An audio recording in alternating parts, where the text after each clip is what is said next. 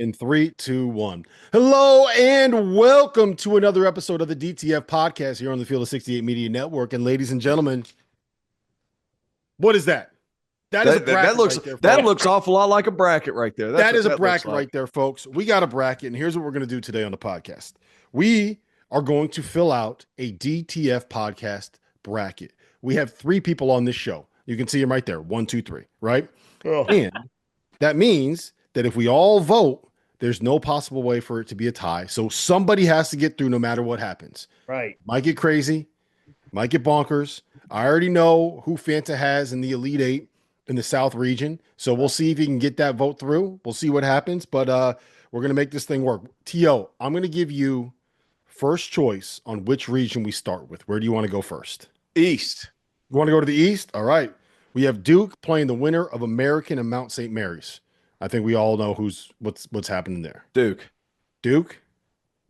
Duke, after the Mount gets it done. I like Donnie Lynn's team. I think they get a first four victory for the Metro Atlantic Athletic Conference. Shout out to Dola Adebayo, but the Duke Blue Devils will advance to the second round. I just like Donnie Lynn, so I'm happy that hopefully he You gets like Donnie Hey, Lynn. For the record, the American Eagles are winning that game.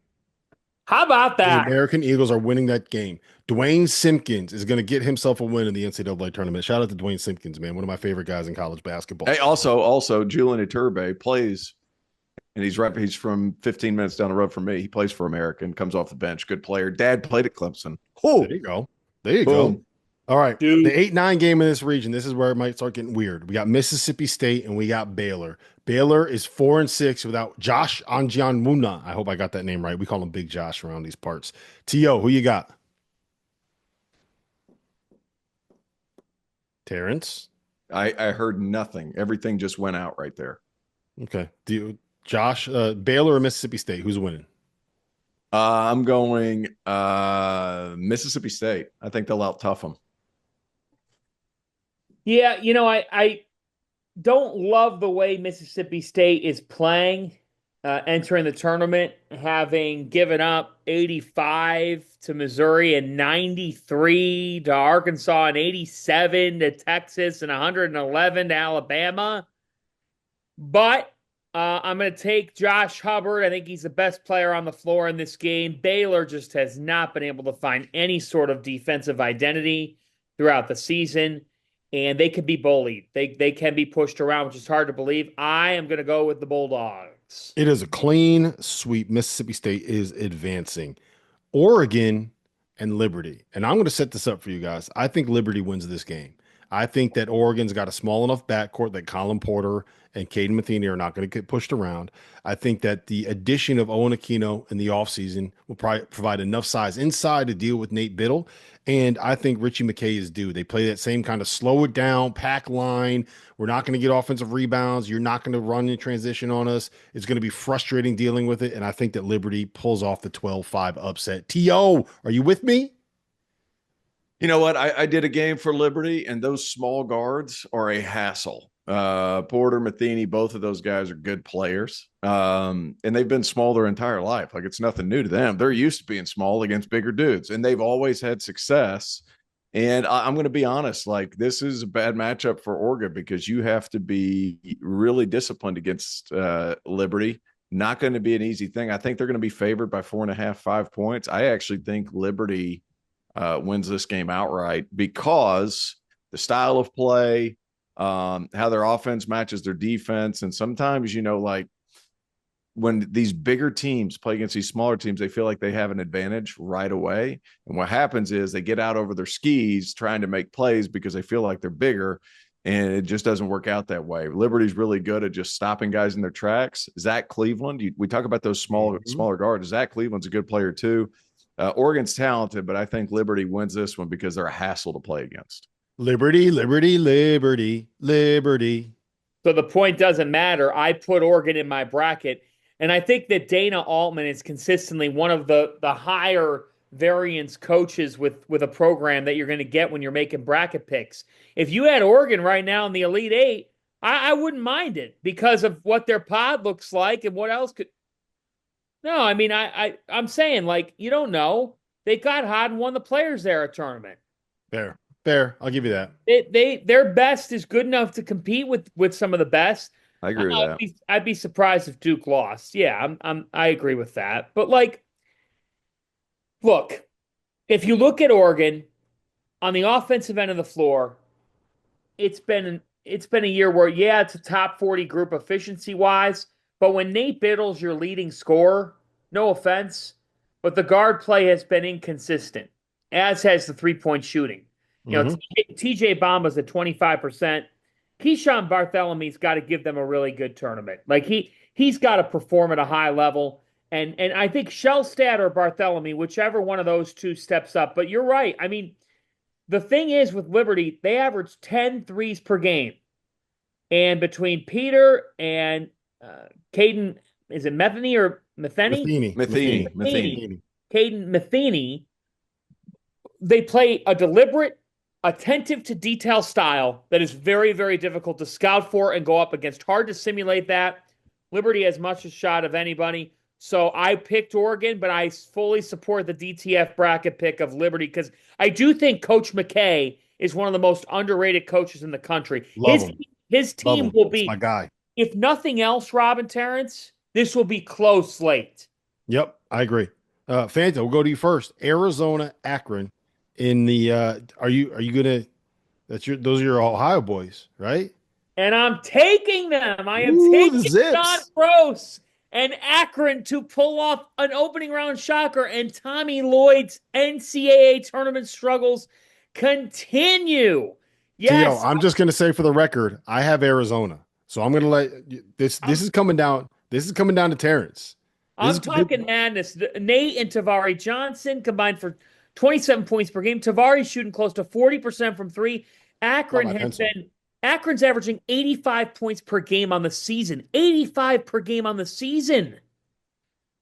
Yep. I'm going to be honest with you. Since conference play started, Akron has been crushing it. And obviously that league, the MAC, is not an easy league to play in. It's rough. It's physical. I'm just, to be honest with you too, like, you know, Trey Townsend, he's from that part of the country. He understands like what that league's about. But I think Tobe Awaka needs to play well. But I'm going Akron. I think Gross. I like it. I like the way that league gets you ready. We to have play a 12 and a March. 13 winning. Yep. Every month should be March, I said that folks. yesterday on the show. Every month should be March. Yep. Way to stay committed, man. Here we go. One of my favorite matchups in the entire first round of the tournament. I am going to be glued to the television when this game comes on. VCU is underrated in terms of where their seed is. They are playing as like an 8-9 seed kind of a team, and they're here at an 11. BYU has been one of the best teams in college basketball, top 10 team in college basketball in the last month, and they're a 6 seed. They're playing in Denver. Easier trip for BYU, but VCU, doesn't matter, man. Those toughness travels, right? So, Terrence, we will go to you first on this one. Do you have the Cougars? Do you have the Rams? Who you got? I am going BYU for no other reason that I want to see BYU play Wisconsin in that second round. That's what I want to see. That's what I think is going to be a lot of fun to see. This game's also being played at elevation. You made that point yesterday, Doster. BYU is used to that type of elevation. I think BYU wins this one in a knockdown dragout because I think VCU's collective size matches up well with BYU compared to other teams. It's going to be a great game, but I want to go BYU in this one. Since 2018, in 6 versus 11 games, 500. It's 500, 12 and 12. Give me the 6 here. I think it's a poor draw for VCU. They have to go all the way out there west, coming off the Sunday conference championship game. BYU is just in rhythm right now, guys. Richie Saunders is on another level. Remember, they got a defensive Swiss Army knife to try to guard one of the VCU guards. We know that Scholga's at the top of that, but Mawat Mag can pick somebody up defensively and really try to take them on the game. And I think BYU, out of the 5, 6, 7 seeds in this, they might have the best shot to go on a run. I agree with that. I agree with that. Wisconsin, Montana. By the way, BYU is a sweep. Sweep them up. Wisconsin, Montana. Fanta. Montana have a chance here? I don't think so. I think that Wisconsin will certainly come ready. My takeaway from Wisconsin on Sunday, Terrence, was how well they defended Danny Wolf and Vlad Golden for the Mhm. majority of the game. Like I Yeah. learned something about their toughness. And on an off day for Tanjay, they still had a shot to win it.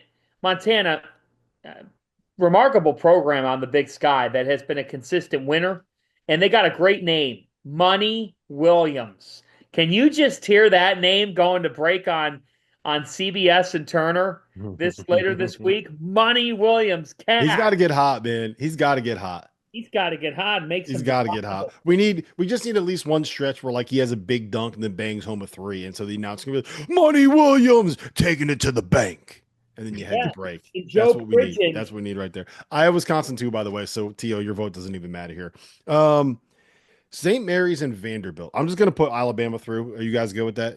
Yeah. I don't. Yeah, we'll put Alabama through. St. Mary's and Vanderbilt. This is a tough one. All right. I I think St. Mary's finds a way to be able to get this done. And I know it's the WCC, and I know they're a little short on talent, but they got so much size inside. Paulus Morauskas has been one of the more underrated transfers that we've seen, and Augustus Marshallonis is a guy. Panda, we're going to talk about this tonight on After Dark. He's a guy that's a mid-major player that could end up being a superstar and really explode in this tournament if he has the right kind of run here. I'm taking the Gales, TL. Here's the thing. I love the guard matchup of AJ Hogard and Marcellonis. That was the thing that stuck out to me right away. Marcellonis is a bad boy. And he reminds me a lot more of his dad than people realize. When his dad played for Run TMC, he came off the bench and was a really good player, just kind of a bully guard. So I think that matchup's going to be fun. One thing that St. Mary's does do is they board. They board, they board, they board. How is Vanderbilt going to be able to do that? Going to be able to compete against that? I would actually lean more towards St. Mary's just because they rebound 40% of their offensive rebounds. SMC, they are through, Fanta. They are Kyle's through. make fights. St. Mary's is 359 in tempo. Vanderbilt is 64th. Whoever wins the tempo battle wins the game. All right, Yep. so let's continue on the Temple battle. Let's stay right there. St. Mary's against Alabama. If St. Mary's can slow this thing down against Nate Oates in Alabama, they got a chance, Fanta? I thought Alabama got one of the most favorable draws in the entire bracket in the first weekend. I think they have I think we're going to come out of the first weekend and we're going to be talking about how Alabama looks like they've returned to form and they look primed to Ooh. give Duke everything they can handle and more. Tide. Roll Tide. Roll Tide? Roll Roll Tide. Tide. All right.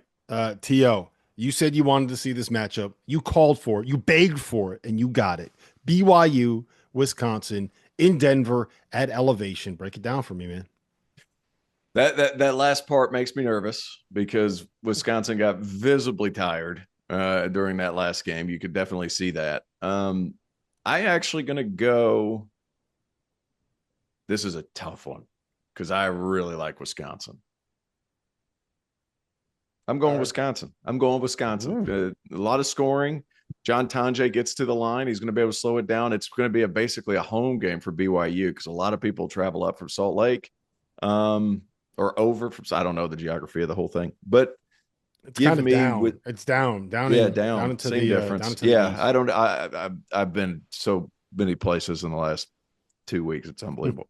I'm going to go Wisconsin just because I'm sticking with my picks, sticking to my guns. Yep.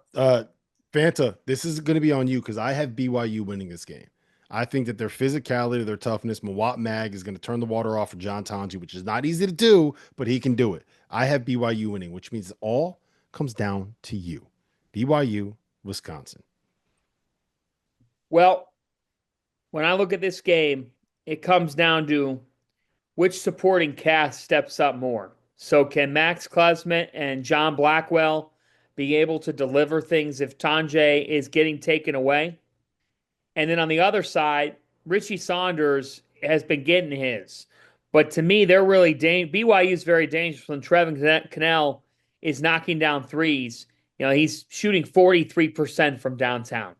When he gives them some three-point shooting, it changes everything with their team. These are two top 15 offensive squads. And I think this game could get decided at the buzzer. I think that BYU is the trendy hot pick. but in my bracket, I picked Wisconsin.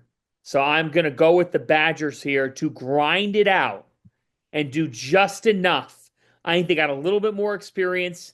I think they're motivated off the Big Ten championship game loss. And as hot as BYU's been, I can't believe my mouth is saying this. It came in a little bit of a weaker Big 12. I like Wisconsin. Fana, here's my question. You said that this is going to be on a buzzer beater. Call it right now. Make the prediction. Who hits the buzzer beater? Who hits the game winner?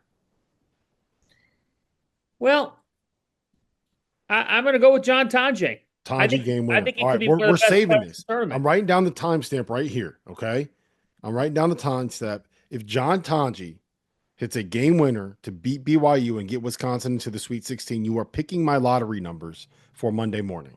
Deal? John Black. I think John Blackwell does. You think it's Black? I think Mawat Mag does. I think he hits it because I think Mag's going to be all over John Tanji, so it's going to have to be somebody else. What do you think? You know what's going to be funny? BYU is going to win, and I'm just going to take all the victory laps. I'm not going to forget about this. There you go. I'm going to go ahead and say that Duke is not losing to Mississippi State, so I'm just going to put them through to the next round. Liberty. That'll be a tough game, though. That'll be one that'll be closer than people realize. Because Josh Hubbard is 5'3". That's going to be sounds hard. like you're saying it could be like a UCF Duke from 2019 first weekend or 19. Yeah, it was 2019, but that was a very specific. Like, you didn't have to guard Trey Jones, and the guy that they didn't guard him with was a 7'5" NBA player. So like that was a matchup that was kind of specific. Liberty Akron. Give me something, T.O. Wow. Liberty and Richie McKay finally get some due as a head coach because he has been winning for so long. And people will finally look at him and be like, you know what? Maybe I should interview him for that job. All right. I'm going with Liberty too. Sorry, Fanta. Your vote has been I'm going to go with Liberty 3 actually on that game. And does Liberty have a chance against Duke? No. Two 5'9" guards? No. Say goodnight. And then right. You know what'll happen? You know what'll happen then? All the casuals be like, they've had an easy path. This team's not very good. You know, they're overrated. It's just freshmen. They're blowing everybody out. They steamrolled the ACC. There's no way this team is any good. I just don't like T.O. You know this is going to happen Thursday and Friday when somebody doesn't play well. And it's like they didn't belong in. Yeah. Or if Carolina wins. No, they just played like ass their first God. game. I mean, we're not there yet. I can't wait to get there because you have to give a thought, my friend, my bald friend in the South. You have to give a thought on the other bald man who got included in the field. We're talking North Carolina. I just find the hypocrisy amazing. You don't value the ACC because you put Louisville at an 8 seed, and now they're ranked 11th in the AP poll. That's BS, man. They should have been higher. That's crazy. And then you include North Carolina. I agree. In a 1 and 12 in quad 1. What's important?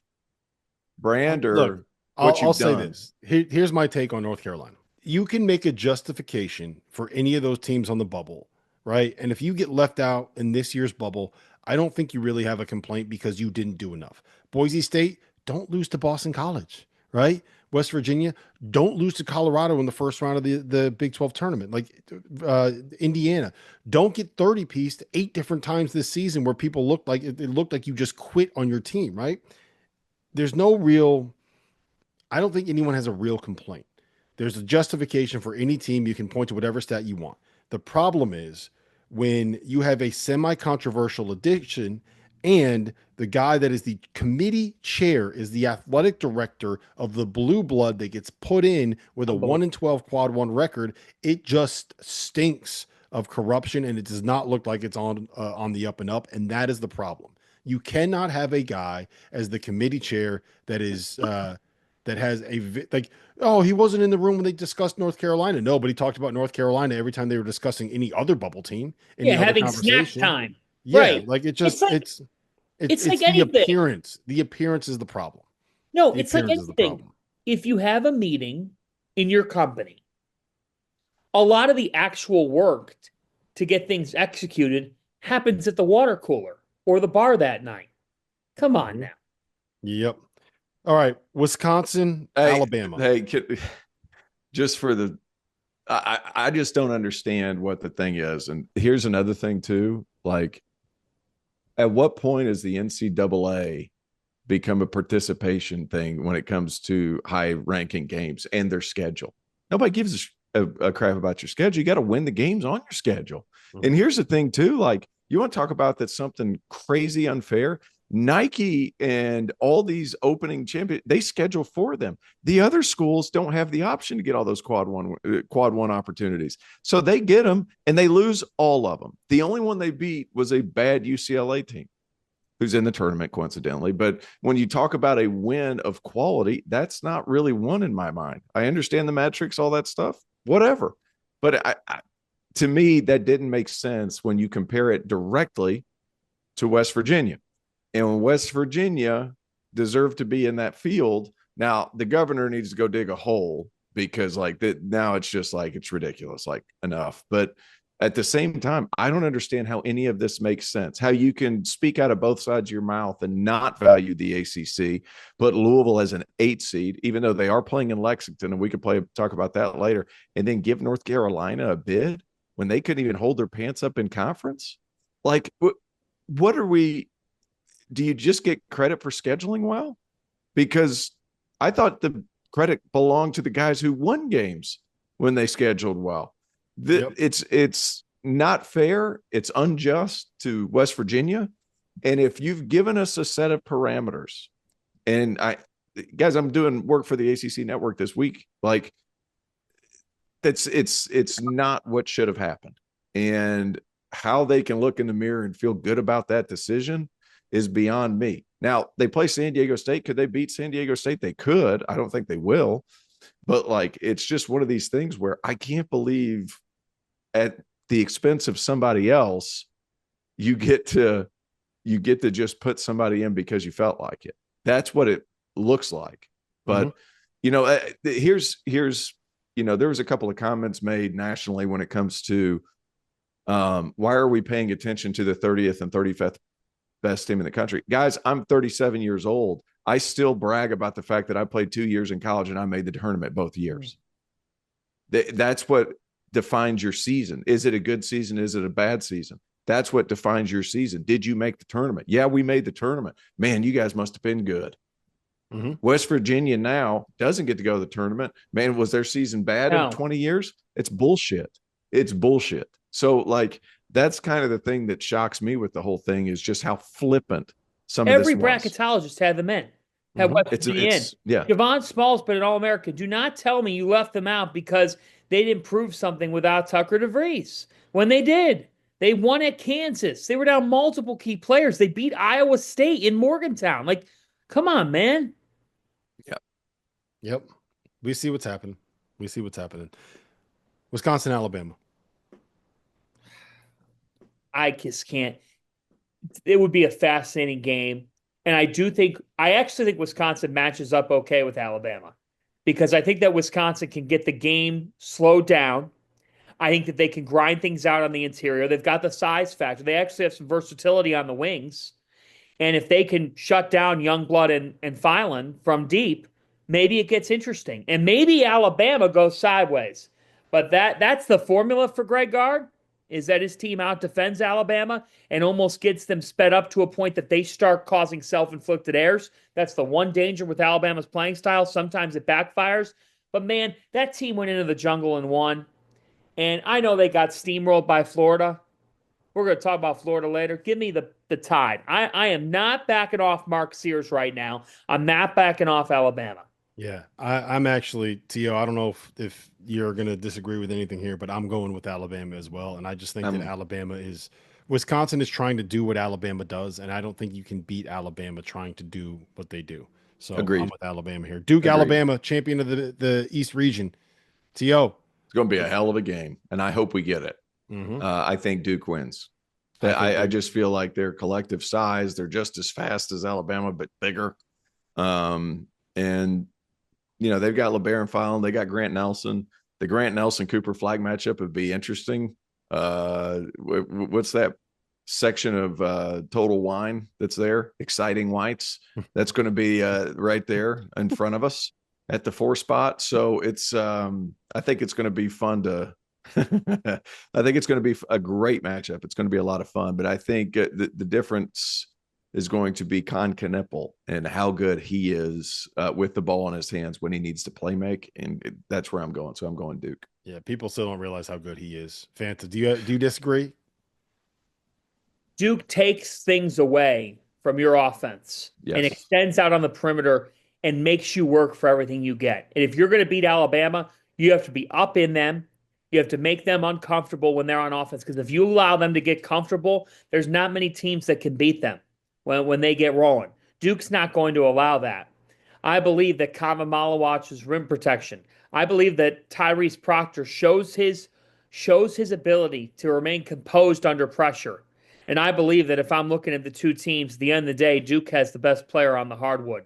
And I don't think Alabama has a great matchup for him. Give me Duke.